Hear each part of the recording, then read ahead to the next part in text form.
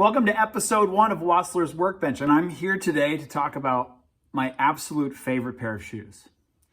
My favorite pair of shoes are the Bean Boot Moc.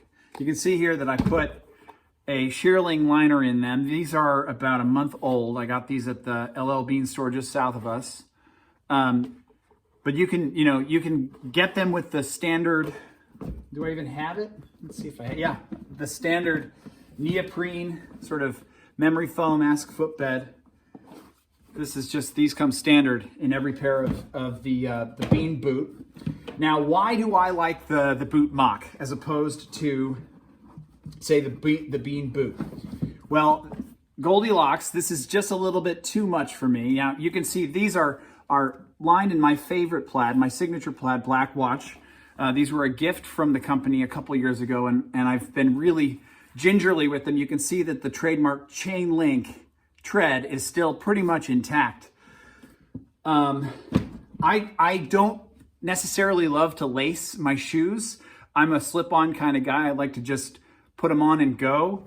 And these are always tied, pre-tied. You just slip right in. You can see here on the heel how this is nice and worn in. These are probably about 5 or 6 years old. I wear these every day.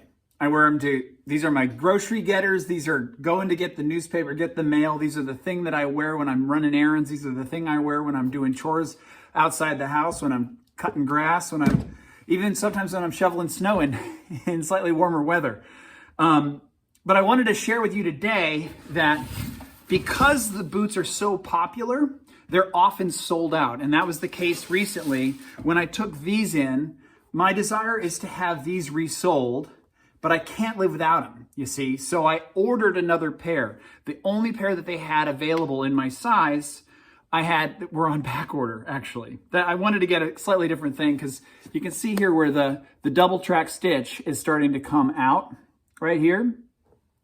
So I'm gonna have these resold, and I may have a special resole done. That'll be an episode for the future.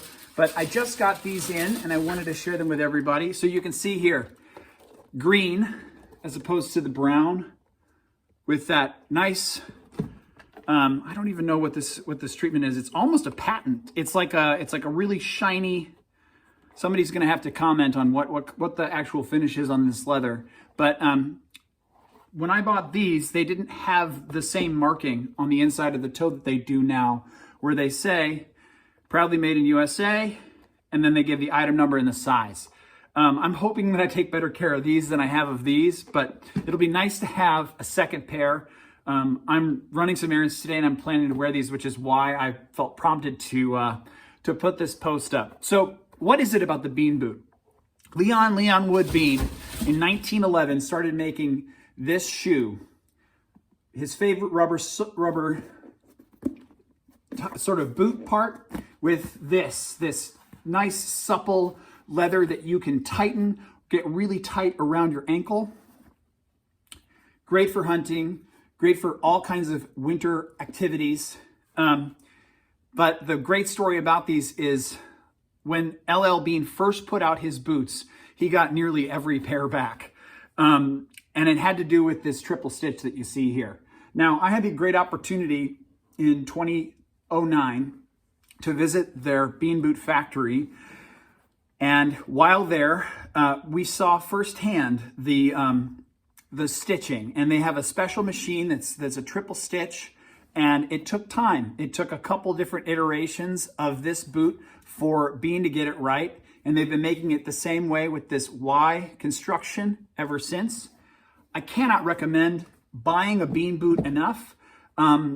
Those of you who know me well know that I'm a big fan and have been for my entire life, and the Bean Boot is a big part of that. So if you see me out today, I'll be wearing these suckers, and look for a future video where I share the resoling process on these. Thanks so much.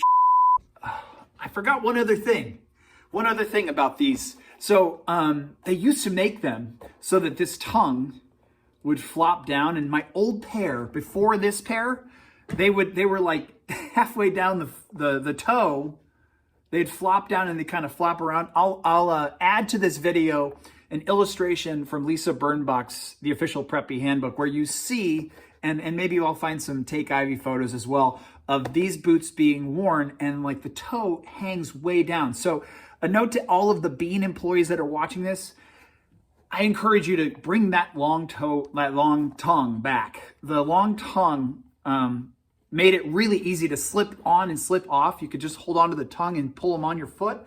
The other part of it that I love so much is just that sort of that sloppy look. That's my 2 cents on that. Thanks.